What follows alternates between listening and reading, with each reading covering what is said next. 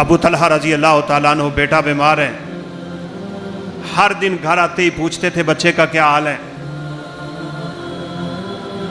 ایک دن کیا ہوا، بچہ فوت ہو گیا، گھر میں اکیلی ماں ہے، ان ماؤں کے تذکرے پڑھنے کی ضرورت ہے۔ میری بہنوں کو صحابیات مبشرات کے تذکرے پڑھنے کی ضرورت ہے، کتابیں اپنے تکیے کے نیچے رکھو۔ اب یہ ماں ہے، ممتا ہے، ایک بچہ ہے، خود نہلایا، اس کو کفن دیا، گھر کے کونے میں لٹایا، اوپر کپڑا رکھا، صرف ایک وجہ تھی کہ جب خامد آ کے سوال کرے گا، اگر آتے ہی اسے پتہ چلا کہ بیٹا تو فوت ہو گئے، اس کے ذہن پہ کیسا گزرے گا، اس کو دھچکا لگے گا، اس کو افسوس ہوگا، وہ غم لاحق ہوگا۔ میں اپنے خامد کو گھر میں داخل ہوتے ہوئے غم نہیں دینا چاہتی۔ یہ دیندار عورت ہے۔ دینداروں کے حالات اس طرح ہوتے ہیں۔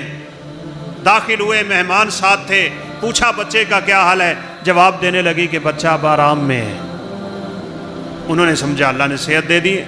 مہمانوں کو کھانا کھلایا، رات کا وقت تھا، بیوی کے ساتھ رات گزاری، میاں بیوی والے تعلق قائم کیے، اور اس کے بعد جب سکون کی حالت میں ہوئے تو فرمانے لگیں کہ آپ سے ایک بات کرنا تھی، یہ بتائیں کہ اگر کوئی شخص امانت دیتا ہے تو اس کی امانت واپس کرنی چاہیے یا نہیں؟ کہا امانت تو واپس کرنی چاہیے۔ کہا اللہ نے جو ہمیں امانت دے دی تھی وہ واپس لے لیے۔ پریشان ہو گئے، میرا بیٹا فوت ہو گیا، گھر میں میت تھی، میں نے میاں بیوی والے تعلق قائم کر لیے۔ صبح رسول اللہ صلی اللہ علیہ وسلم کی خدمت میں حاضر ہوئے۔ اللہ کے پیغمبر، رات کو میرے ساتھ تو یہ واقعہ ہو گئے، میری بیوی نے بتایا نہیں، لیکن اس اللہ کی بندی نے کیوں نہیں بتایا، میرا خاوند پریشان نہ ہو۔ کیسا صبر کیا ہے اس نے، کیسے اپنے خاوند کے حقوق کا خیال رکھا ہے اس نے، کہاں سے پی ایچ ڈی کی، کہاں سے سائنس پڑھی، کہاں سے ٹیکنالوجی پڑھی، اس نے کون سے جغرافیے کے مسائل حل کیے ہوئے تھے۔ وہ اللہ کی بندی صرف ایک بات جانتی تھی، اللہ کے فرمان کو اور نبی صلی اللہ علیہ وسلم کے فرمان کو۔ وہ قرآن و سنت کا جاننے والی ہے۔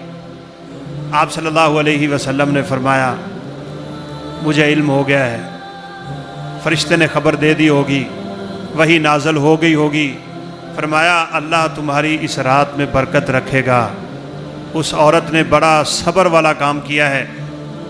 امام بخاری رحمۃ اللہ علیہ لکھتے ہیں اللہ تعالیٰ نے ان کو 9 بیٹے دیے تھے، 9 کے 9 حافظ قرآن تھے۔ آج اپنی بچیوں کو کون سی تعلیم دلوا رہے ہو؟ اسلامی تعلیم دلواؤ۔ یہ دوسرا بڑا فتنہ جو ہمارے معاشرے میں بے حیائی کی شکل میں ابھر پڑا ہے نا، اس کو ختم کرنے کی سر توڑ کوششیں کرو۔